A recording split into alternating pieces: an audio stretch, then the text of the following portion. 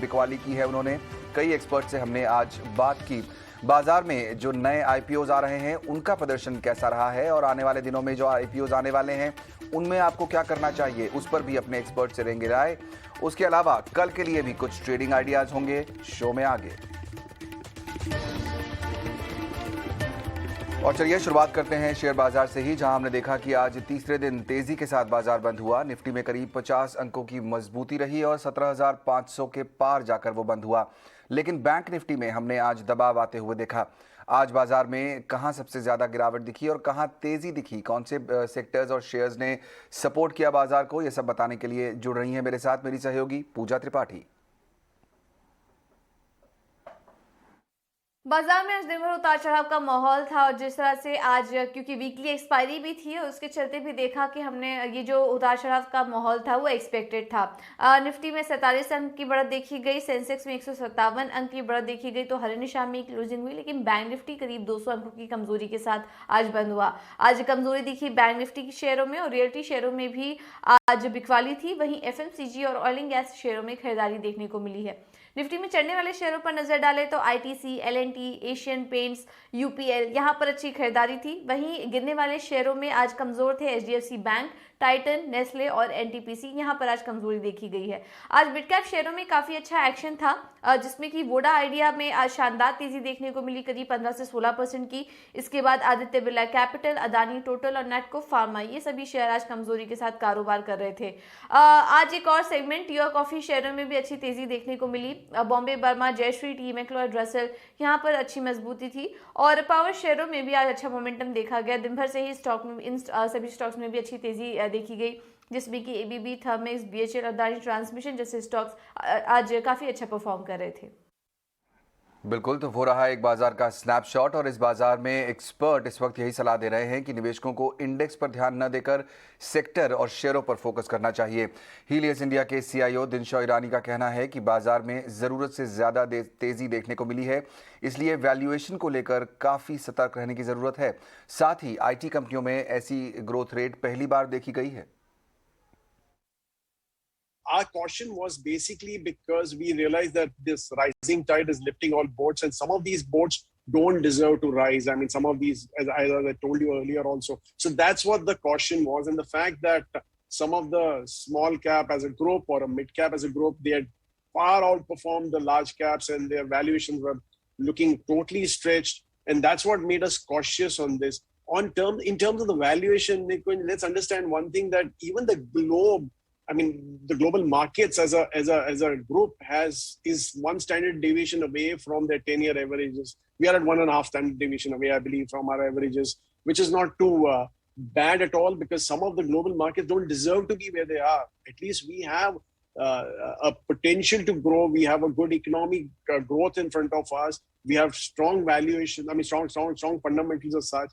And as a house, we've been always saying that the balance sheet of India Inc. has improved, and as a result, for stronger balance sheet, you tend to pay higher valuations, and that's what is happening in our case. So that was the main reason for our caution, and I think the correction which came by was a very healthy one. As you would know, that in a bull market, the corrections are always very savage, and that's what happened. And I think that has drawn in a fair bit of new players. You also mentioned about FIS selling, which was pulling down the markets as such. But that, I believe, is because India has outperformed so handsomely its regional markets. So I think there's about time, it's end of the year. So some of these FIs are justified also to dip into their profits a bit and move some money out. So that's what our feeling was. And that's why I think we're back in again in that game. जो एक sector जो हमको बहुत ही अच्छा भी लग रहा है वो है लाइफ इंश्योरेंस सेक्टर। हम लोग पहले मैक्स फाइनेंशियल में हमारी होल्डिंग थी, जो एक अच्छी प्रदर्शन भी करती जा रही है, मैक्स फाइनेंशियल कंपनी। उसके अलावा हमने आईसीआईसीआई प्रूडेंशियल लाइफ इंश्योरेंस भी ऐड किया है। सेकेंड एरिया जहां पे हमने ऐड किया है वो है package food segment, consumer segment. तो जो प्रताप स्नैक्स करके जो कंपनी है वो हमको लग रहा है कि पिछले 1-2 साल में एक अच्छी टर्न अराउंड आ सकती है कंपनी के परफॉर्मेंस में। तो वो भी एक अच्छा स्पेस हमने जो ऐड किया है। और तीसरा जो सेक्टर हमने ऐड किया है वो है मीडिया ब्रॉडकास्टिंग। हमारा ऐसा मानना है कि जो अर्थतंत्र है, इकोनॉमी है, उसकी जो वृद्धि है वो बरकरार रहेगी। जो world bank, IMF, reserve bank of India, सारे जो एस्टिमेट्स है वो यही दर्शा रहे हैं कि अगले 1-2 साल में इंडिया का ग्रोथ रेट जो है वो 7 to 9% के रेंज में आएगा। उसके चलते एडवर्टाइजिंग रेवेन्यूज काफी बढ़ेगी। ये जो जितने भी स्टार्टअप्स है फंड रेजिंग कर रहे हैं उनको भी एडवर्टाइजिंग पे खर्चा करना है, तो इसका सीधा बेनिफिशियरी मीडिया ब्रॉडकास्टिंग कंपनीज रहेगी। इसके अलावा अगले 1-2 साल में इलेक्शन का बहुत बड़ा सीजन है, तो वहां पे भी थोड़ी जो न्यूज रिलेटेड जो ब्रॉडकास्टर्स है वहां पे भी स्पेंडिंग अच्छी होगी। तो वो एक तीसरा क्षेत्र है जो हमको अच्छा लग रहा है। उसके अलावा जो बाकी जो सेक्टर्स है, जैसे ऑटो कंपोनेंट सेक्टर्स है, जनरल इंश्योरेंस है, हाउसिंग फाइनेंस कंपनीज है, ये सारे सेक्टर्स हमें काफी अच्छे लग रहे हैं एक मीडियम टर्म पर्सपेक्टिव के हिसाब से। ओके, हमारे दोनों ही मेहमान हमारे साथ जुड़ गए हैं आज शो में, रवि सिंह और देवांग शाह। आप दोनों का बहुत बहुत स्वागत है। देवांग, आपसे शुरुआत करना चाहूँगा। 17,500 को कॉन्कर कर लिया आखिरकार निफ्टी ने एक बार फिर से। एक्सपायरी का दिन भी था आज, लेकिन अब क्या आपको लगता है कि ये जो पिछले 3 दिन की तेज़ी है वो जारी रहेगी या एक ब्रेक लग सकता है? और हम निफ्टी की बात करें तो जो मार्केट है नियर बाय अपने रेजिस्टेंस लेवल पे 17,600 650, ये इमीडिएट रेजिस्टेंस में काफ़ी बार देखा कि ये लेवल से मार्केट ये लेवल पे आके वापस हमें करेक्शन देखने मिला है। सो यहाँ पे as a index specific approach नहीं रखना चाहिए, स्टॉक स्पेसिफिक अप्रोच रखना इन दिस पर्टिकुलर मार्केट, क्योंकि काफ़ी वॉलेटाइल भी है मार्केट यहाँ पास्ट फ्यू डेज में। तो यहाँ निफ्टी की सपोर्ट की बात करो 17,400 का एक सपोर्ट जोन है, एंड रेजिस्टेंस की बात करो जैसे 17,650 एक रेजिस्टेंस जोन है निफ्टी के लिए।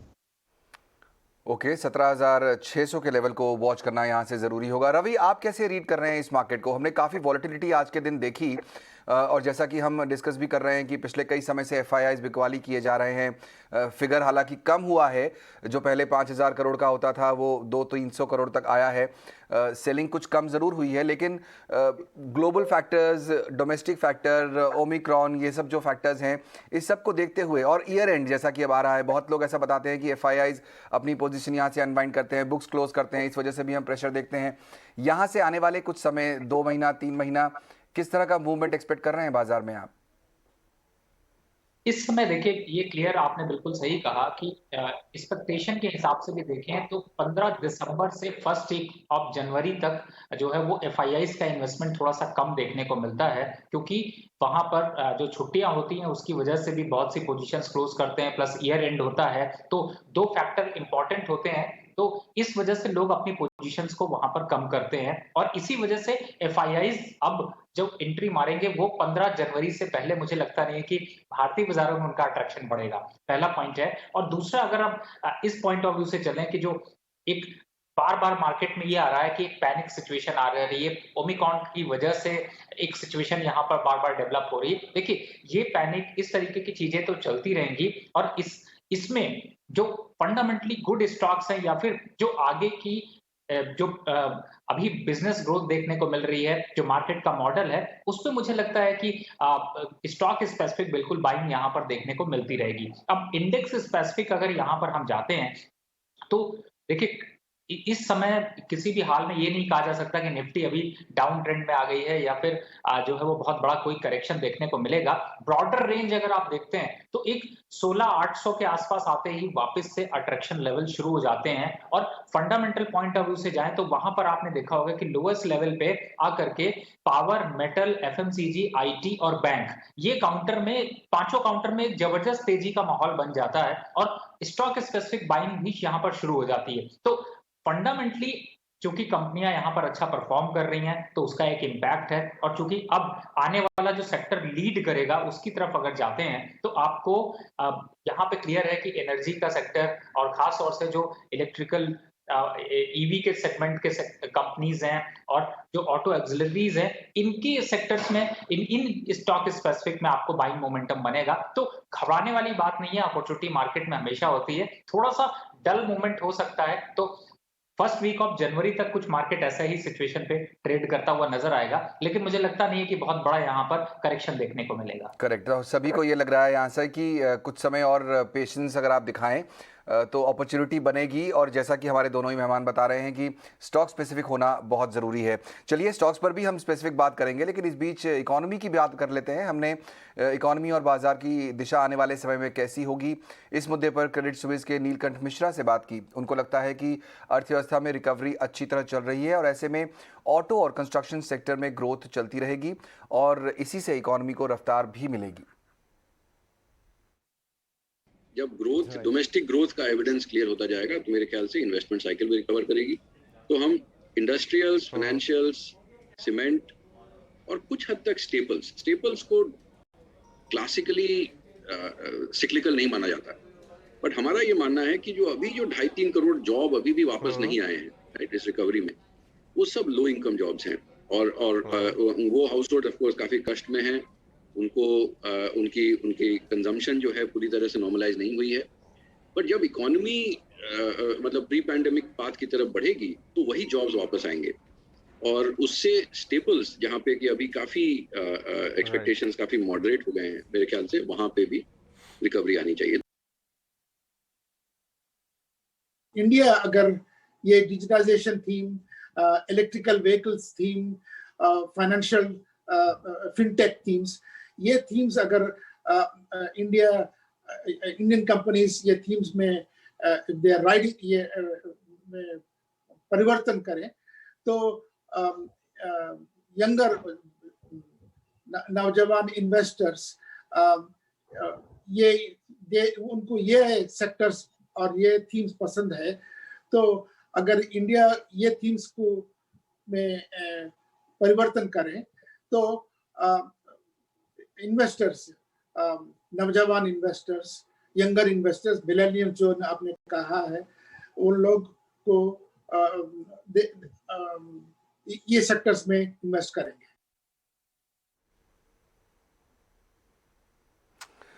तो यहाँ पर देख रहे हैं हम लोग कि जो जितने भी हमारे एक्सपर्ट से हम बात कर रहे हैं उनका ब्रॉडली अगेन वही मानना है कि इकोनॉमी तो अपनी तरफ से बेटर कर रही है और ज़रूरत है कि सेक्टर और स्टॉक स्पेसिफिक होकर हम चर्चा करें तो अच्छा रहेगा। देवांग, एक सेक्टर पर फोकस मैं करना चाहता हूं और वो है शुगर स्पेस। हमने देखा कि आज काफ़ी अच्छी तेज़ी देखने को मिली। खबरें आ रही हैं कि जो शुगर स्पेस है वहाँ पर आने वाले दिनों में और तेज़ी हो सकती है। ग्लोबल मार्केट से इस तरह के संकेत दिखाई दे रहे हैं। आज हमने देखा श्री रेणुका, राजश्री शुगर, जो भी आप स्टॉक पकड़े आज, उनमें 4 से 10% तक की तेज़ी थी। ये स्पेस आप ट्रैक करते हैं, किस तरह से आपको लगता है कि ये प्ले आउट करेगा और कौन सा टॉपिक होगा यहाँ से? शुगर सेक्टर की बात करें तो उसमें बलरामपुर चीनी है, उसमें हमने देखा कि आफ्टर द कंसोलिडेशन एक ब्रेकआउट देखने मिला है आज के ट्रेडिंग सेशन में। तो बलरामपुर चीनी बाय ऑन डिक्लाइन पे इसको अप्रोच रखना चाहिए बाय करने के लिए। यहाँ पे स्टॉप लॉस रखना चाहिए 323 का। अपसाइड जो लेवल है 345 348 तक के लेवल्स देखने मिल सकते हैं बलरामपुर चीनी में।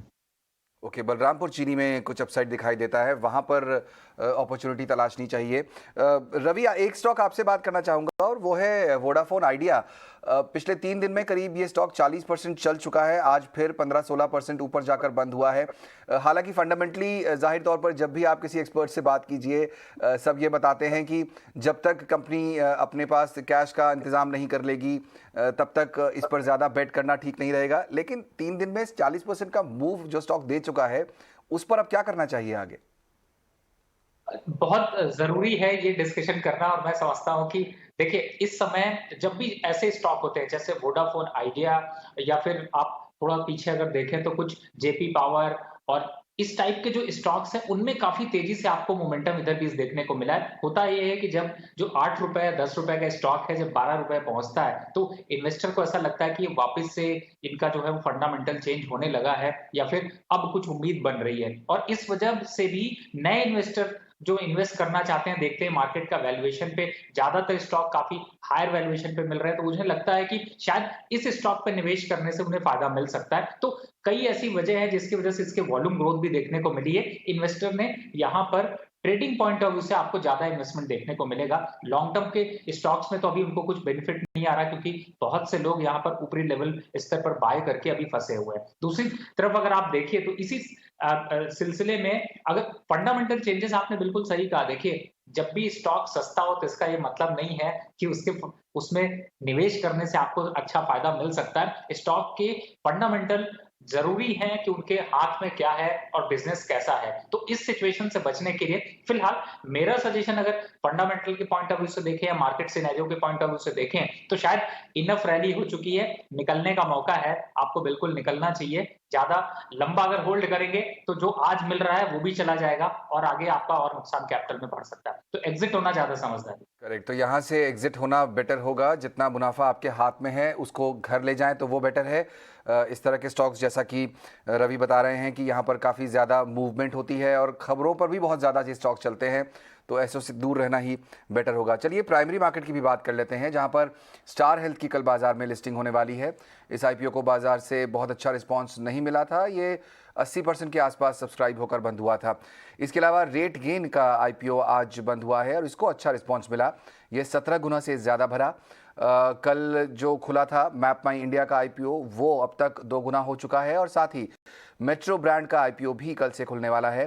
14 दिसंबर तक इस आईपीओ में पैसा लगाने का मौका है और इसका प्राइस बैंड 485 से 500 रुपये तय किया गया है। रवि, आपने ये जो नए आईपीओज आ रहे हैं मार्केट में, उनमें किसी को ट्रैक किया है, किसी पर आप सलाह दे रहे हैं सब्सक्राइब करने की?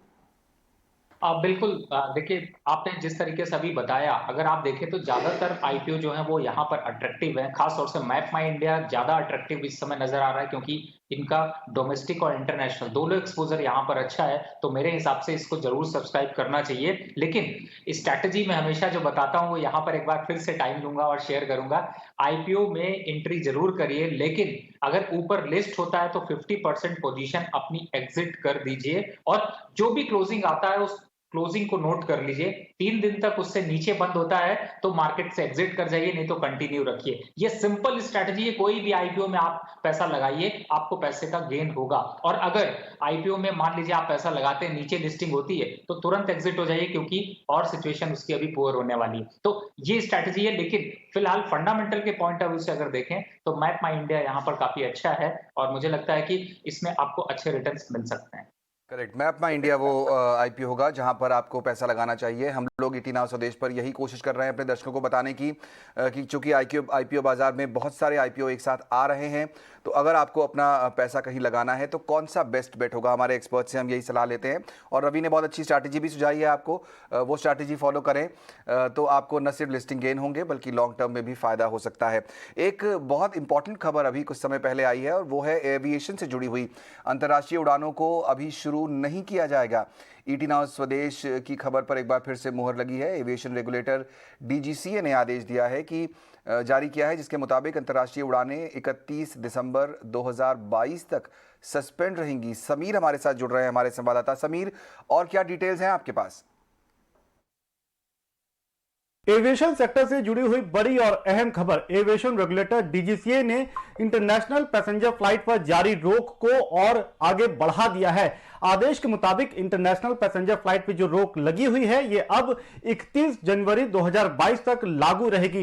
ये खबर इसलिए भी अहम है क्योंकि इसके पहले सरकार ने फैसला लिया था कि 15 दिसंबर से रेगुलर इंटरनेशनल फ्लाइट की शुरुआत की जाएगी, लेकिन ओमिक्रॉन यानी कि कोविड के नए वेरिएंट के खतरे को देखते हुए सरकार ने एहतियातन इस तारीख को आगे बढ़ा दिया है। और अभी जो सरकार ने फैसला लिया है फिलहाल वो यही कि इंटरनेशनल पैसेंजर फ्लाइट पर रोक 31 जनवरी 2022 तक लागू रहेगी। लेकिन आदेश में इस बात का भी जिक्र किया गया है कि डीजीसीए चाहे तो किसी भी सिलेक्टेड रूट पर वो केस टू केस बेसिस पर, यानी कि ये देख करके कि अगर उस कंट्री में कोविड की स्थिति संभली हुई है और वो कंट्री भी चाहती है कि इंटरनेशनल फ्लाइट की शुरुआत हो, तो ऐसे सिलेक्टेड केसेस में फ्लाइट की शुरुआत की जा सकती है। पर जो बड़ा आदेश यही कि इंटरनेशनल पैसेंजर फ्लाइट पर जारी रोक 31 जनवरी तक लागू रहेगी और उसके आगे ये फैसला लिया जाएगा कि रेगुलर फ्लाइट्स अंतर्राष्ट्रीय रूट पर कब और कैसे शुरू की जानी है। शुक्रिया समीर। देवांग, आपसे जानना चाहेंगे, यहाँ पर काफ़ी दिनों से ये चर्चाएं चल रही हैं कि जो अनलॉक की थीम है उसके शेयर पहले काफ़ी चल भी चुके थे, लेकिन अब एविएशन स्टॉक्स के लिए ये खबर और आ गई है। फिलहाल इंटरनेशनल रूट पर जो शेड्यूल्ड फ्लाइट्स हैं वो नहीं चलेंगी। 15 दिसंबर की एक तारीख दी गई थी कि शायद तब से शुरुआत हो, लेकिन अभी नहीं, अब 31 जनवरी तक की डेट आगे बढ़ा दी गई है। इंटरग्लोब एविएशन, इंडिगो या फिर स्पाइस जेट, इन शेयरों पर आप क्या देखते हैं? आपको लगता है कि कोई अपॉर्चुनिटी है यहाँ? इंडिगो की बात करें तो ओवरऑल एक डेली चार्ट पे कंसोलिडेशन कर रहा है। चार्ट एक इमीडिएट रेजिस्टेंस जो है 2050, एक इंपॉर्टेंट रेजिस्टेंस जोन है। जब तक लेवल ब्रीच नहीं करा तब तक आई थिंक अवॉइड करना चाहिए स्टॉक के लिए। सपोर्ट की बात करें तो 1950 एक सपोर्ट जोन है इंडिगो के लिए। ओके, और स्पाइस जेट के चार्ट देख पाए हैं आप? और स्पाइसजेट की बात करें तो ओवरऑल चार्ट स्ट्रक्चर जो है lower top lower bottom chart formation में डेफिनेटली हमने एक बाउंस बैक देखा है, बट एक ये भी अभी भी एक lower top lower bottom chart formation में इमीडिएट जो रेजिस्टेंस है 7350 एक इंपॉर्टेंट रेजिस्टेंस जोन है। तो ये जब तक लेवल ब्रीच नहीं करता तब तक स्टॉक को अवॉइड करना चाहिए। इमीडिएट सपोर्ट की बात करें तो 68 का एक सपोर्ट जोन है स्पाइसजेट के लिए। 68 पे सपोर्ट है स्पाइस जेट के लिए। रवि, आप कैसे प्ले करेंगे इस थीम को? जाहिर तौर पर पहले हमने देखा कि एविएशन स्टॉक्स हो, होटल स्टॉक्स हो, या फिर डेल्टा कॉप जैसे शेयर हैं जो काफ़ी चल चुके थे। IRCTC फॉर एग्जांपल, यहाँ पर भी क्योंकि धीरे धीरे अब इकोनॉमी ओपन अप हो रही है, लोग ट्रैवल कर रहे हैं, लेकिन इस बीच में ओमिक्रॉन का खतरा आ गया जैसा हम डिस्कस कर रहे थे अभी, और अब सरकार की तरफ से एविएशन सेक्टर के लिए ये खबर आई है कि अब 31 जनवरी तक जो है इंटरनेशनल शेड्यूल फ्लाइट्स नहीं जाएंगी। अब कहाँ बेट करेंगे आप? आपको लगता है कि होटल स्पेस बेटर रहेगा या दूसरा कोई और आइडिया? देखिए, इसमें ये चीज ज्यादा जरूरी है कि आपको जब इस तरीके की न्यूज हो, और खास तौर से जब इमीडिएट न्यूज का जो इम्पैक्ट है वो दिख रहा है कि अब 31 जनवरी तक यहाँ पर रिस्ट्रिक्शंस हो रही हैं, तो सबसे पहले तो एविएशन सेक्टर से मुझे ऐसा लगता है कि जो आज स्टॉक्स बढ़े हुए हैं शायद यहाँ पर निकलने की बहुत ज्यादा जरूरत है, और लॉन्ग टर्म पे इन स्टॉक्स में अभी परफॉर्मेंस पे भी इम्पैक्ट होगा क्वार्टर ऑन क्वार्टर पे। अब अगर आप मुझे तीनों में चूज करने को अगर ऑप्शन देते हैं तो मैं बेटर होगा कि अगर थोड़ा बहुत अगर जो मुझे डेवलपमेंट दिख रहा है वो शायद होटल इंडस्ट्री को देखने को मिल सकता है, क्योंकि न्यू ईयर में थोड़ी एक्टिविटी जो होगी उसका एक फायदा जरूर देखने को मिलेगा। लेकिन जो ट्रैवल स्पेस में है, चाहे वो IRCTC से हो या फिर अगर आप एविएशन सेक्टर से जाते हैं, इनमें वो बूम आपको अभी अब देखने को नहीं मिलेगा। तो अगर इन तीन में चूज करना तो होटल इंडस्ट्री शायद थोड़ी ज्यादा अच्छी लग रही, लेकिन मेरा क्लियर कट आपको यहाँ पर फंडामेंटल पॉइंट ऑफ व्यू से और आगे की जो ग्रोथ है आने वाले क्वार्टर्स में देखने को मिलेगी, उस पे अगर जाते हैं तो एविएशन सेक्टर से आपको स्टॉक्स जरूर स्विच करने चाहिए, और इसीलिए आप यहाँ पर बहुत से रिकमेंडेशन देते हैं, मुझे लगता है कि उनको फॉलो करने में ज्यादा फायदा है। ओके, तो एविएशन से स्विच करना ही बेहतर रहेगा, यही इस समय की अच्छी एक स्ट्रैटेजी होगी। चलिए, वक्त हो गया है शो में ये जानने का कि हमारे मेहमान कौन से आइडियाज़ लेकर आए हैं इन्वेस्टमेंट के और ट्रेडिंग के आपके लिए। जानते हैं कौन से हैं आज के VIP शेयर्स।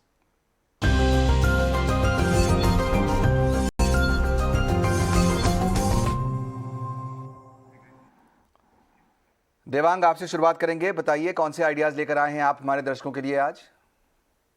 वैसे जिस तरीके से मार्केट में प्रीवियस सेशन में वॉलेटिलिटी देखने मिली पिछले कुछ दिनों में, तो यहाँ पर हम डिफेंसिव काउंटर को ज़्यादा वेटेज देंगे। तो यहाँ हमें लगता है कि ब्रिटानिया FMCG पैक से है ब्रिटानिया।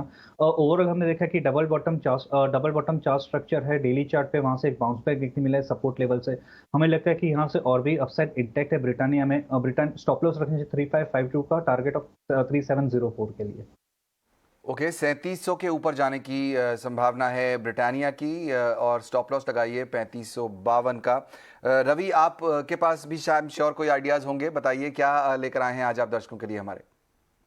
जी बिल्कुल, मेरे पास दो आइडियाज हैं, यहाँ पर दो स्टॉक्स हैं, लेकिन सबसे बड़ी दुविधा इस बात की हो जाती है कि आप फंडामेंटली चूज करते हैं तो उसका इमीडिएट इम्पैक्ट कैसा होगा, लॉन्ग टर्म पे कैसा परफॉर्मेंस होगा। तो मैंने इसीलिए कोशिश की है बीच के स्टॉक्स को निकालने की, जो आपको कल भी मुनाफा दे सकता है और लॉन्ग टर्म के लिए अगर लेना चाहते हैं जो लोग डिलीवरी में, उनके लिए भी फायदा मिल सकता है। पहले स्टॉक की चर्चा करें तो पहला स्टॉक है आइशर मोटर। दमदार नंबर्स इसने आपको दिए थे, एबिटा में 25% की ग्रोथ, प्रॉफिट में अगर देखें तो 57% की ग्रोथ, और जो खास तौर से जो इनके पार्ट्स का, जो ऑटो पार्ट्स का जो बिजनेस है उससे जो रेवेन्यू जनरेट हो रहा है, मुझे लगता है कि आगे आने वाले समय में ये एक रॉकेट शेयर यहाँ पर बनता हुआ नजर आएगा, और वीक ऑन वीक बेसिस पे भी काफी अच्छा परफॉर्मेंस इसका रहा है। तो मुझे लगता है कि एक बार 2800 तक के टारगेट के लिए लॉन्ग टर्म पे, और शॉर्ट टर्म पे भी देखते हैं तो आपको 150 से 200 रुपए तक का इंट्राडे की वोलेटिलिटी का भी फायदा मिल सकता है। तो कोशिश की है मैंने दोनों आपको टारगेट बताने की, शॉर्ट टर्म पे 2650, लॉन्ग टर्म पे 2800 रुपए, ये टारगेट आप देख सकते हैं। दूसरा स्टॉक है मेरा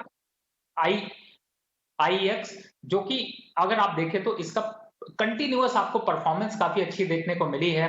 अब रिजल्ट के पॉइंट ऑफ व्यू से देखें तो अब काफी अट्रैक्टिव रहा है और इस समय ये सेक्टर एक ऐसा है जो कि काफी तेजी से आगे परफॉर्म कर सकता है। प्रोबेबिलिटी यहाँ पर ज्यादा अच्छी जनरेट होती हुई नजर आ रही है। पैट ग्रोथ 23% की देखने को मिली थी। मुझे ऐसा लगता है कि ये शॉर्ट टर्म पे 285 रुपए, लॉन्ग टर्म पे जाते हैं तो 290 और 300 रुपए तक के टारगेट अचीव कर सकते हैं। तो इन दोनों स्टॉक्स को आप चाहे तो छोटे टर्म के लिए इंट्राडे के हिसाब से या फिर लॉन्ग टर्म के हिसाब से आप परचेज कर सकते हैं। बिल्कुल, तो यहाँ पर बहुत ही इंटरेस्टिंग आइडियाज, शॉर्ट टर्म भी और लॉन्ग टर्म भी, दोनों ही स्टॉक्स ऐसे लाए हैं रवि।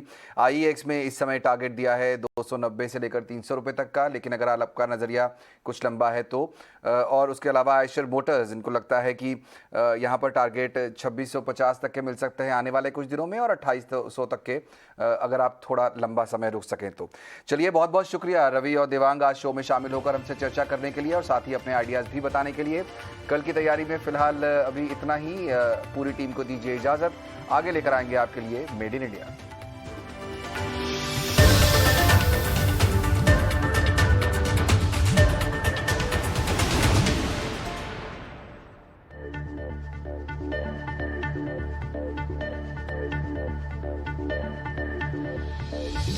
देश बदल रहा है और